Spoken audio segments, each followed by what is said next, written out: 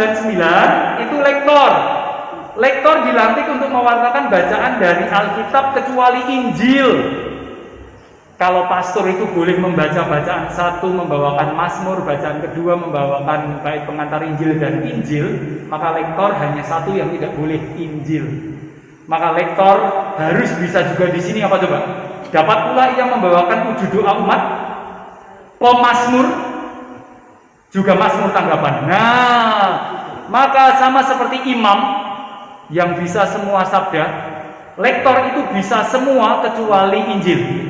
Jadi lektor pun perlu dibekali keterampilan menyanyikan mazmur tanggapan dan bait pengantar Injil. Itu ya jelas kan? Ini dasarnya 99. Maka nanti ujian lektor adalah salah satunya bisa membaca notasi musik. Gitu kan? Ini 99 biasa. Gitu ya. Harus kalau tidak bisa tidak apa-apa, asalkan bisa ngangkat lagu gitu. Ini yang misa pagi itu loh. Oh iya, yang misa pagi ya. Misa harian belum Misa harian itu ya. pakai lagu. Ya, itu 99 kita tahu. Sekarang ayat penjelasan 99 di 194 sampai 198. Mari kita lihat. 194 dalam perarakan menuju altar. Nah, ini yang harus Anda perhatikan. Evangeliarium tidak dibawa oleh prodiakon, tidak dibawa oleh mesdinar, tapi dibawa oleh lektor. Selama ini perayaan di tempat kita menjadi keliru karena sing kon gowo dudu sing arep maca. Paham Bapak Ibu ya? Enggak ya? Jenengan enggak terlalu ngeh ya? Enggak. 194 dalam perarakan menuju altar, bila tidak ada diakon, lektorlah yang membawa kitab Injil Evangeliarium. Yang sedikit diangkat, maka tidak perlu diangkat dhuwur-dhuwur jenengan malah kesandung Bapak Ibu, enggak, cukup diangkat sedikit di depan dada, lalu mata masih bisa melihat jalan gitu loh. Enggak usah diangkat dhuwur-dhuwur gaduk malah. Itu ya enggak. Sedikit agak tinggi, cuma itu tok. Dalam hal seperti ini lektor berjalan di depan imam. Maka lektor yang membawa evangeliarium dalam konteks gereja kita berdirinya, barisnya di belakang prodiakon. Lah iya, justru itu saya garis bawahi di tempat kita enggak begitu. Yang bawa evangeliarium dumeh prodiakon ki gagah-gagah, maka prodiakon yang bawa enggak. Maka mulai bertobatlah besok kalau evangeliarium ada. Untungnya di tempat kita kok ya jarang pakai evangeliarium gitu ya.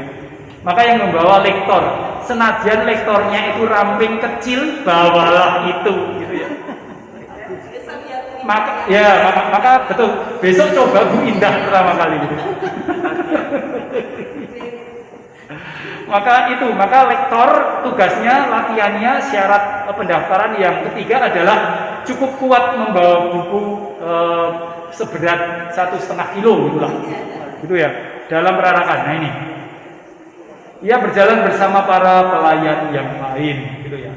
Kalau tidak membawa Injil, tuh Bapak Ibu. Sekarang kita tahu ya, ada yang nanti kalau diskusi lagi, ini sing nggawa kitab, sing nggawa evangeliarium sopo? Lektor. Lalu kalau dia lektor bawa evangeliarium, barisnya neng ngendi? Neng dadi siji karo lektor utawa piye? Di belakang prodiakon, di depan pastor. Gitu ya. Ini ada. Jadi sebetulnya kalau evangeliarium tidak dibaca tidak perlu dibawa. Gitu. Itu jelas toh di buku yang lain ya. Ya, maka kalau tidak dibaca jangan dibawa. Nah, 195. Sesampai di depan altar, lektor membungkuk hikmat bersama dengan pelayan lain. Lalu lektor yang membawa kitab Injil langsung menuju altar. Nah, sekarang kita tahu yang bawa evangeliarium itu langsung naik ke panti imam atau harus menghormat terlebih dahulu? Jawabannya menghormat terlebih dahulu. Maka di sini dikatakan sesampai di depan altar, lektor membungkuk hikmat bersama pelayan yang lain, lalu menuju altar, meletakkan kitab Injil di atas altar. Bapak Ibu, Lalu ia pergi ke tempat duduknya di panti imam bersama para pelayan lain. Jadi ketika si pembawa evangeliarium itu naik ke altar, semua petugas sudah bubar, nggak perlu nunggu. Kalau menurut 99 loh ya, nggak perlu nunggu. Nanti yang bawa evangeliarium langsung kembali ke tempatnya sendiri, nggak perlu turun ke sini ke tengah hormat lagi. Ngapain Bapak Ibu? Awak ibu ini kok kayak kontak manduk saja itu kalau di misa jangan-jangan, tapi nggak paham, gitu ya. Jadi manduk kita tahu di awal perayaan Ekaristi mau memberi salam hormat pada altar, ya sudah sekali saja. Ini ya 195. Besok lagi kalau latihan, kalau evangeliarium ditaruh itu tidak perlu ditunggu. Dinteni kancane. Ini bukan tentenan kancane, ini bukan kanca-kancanan ini. Maka dia melakukan tugasnya, yang lain kembali ke tempat. Setelah dari situ dia nanti kembali langsung ke tempat duduknya, gitu ya. Bapak Ibu, saudari-saudara, tim pelatih gladi kotor, gladi resik, tolong perhatikan. Nah, gitu tadi. 199 195 ya kan? Gitu. Jadi kalau gladi resik begitu. Kancane dinteni dhisik iki ora kancan-kancanan, bukan. Ini duduk urusan kancane bukan. Gitu ya. Apalagi setelah turun hormat lagi ngopo iki gitu deh. Ini 95. Pripun, Bu? Berarti selama ini yang dipraktekkan. Oh, enggak salah. Praktek kita sementara ini tidak salah. Karena apa? Karena enggak tahu yang benar. Selama kita tidak sadar yang kita lakukan, salah enggak? Enggak. Setelah baca ini kita tahu salah. Salahnya baru tahu kapan? Seumur-umur sekarang, gitu aja. Jadi besok setelah baca ini kita melakukan yang tidak seperti ini, maka kita salah. Maka besok kalau melatih jangan pernah mengatakan selama ini kita salah, jangan.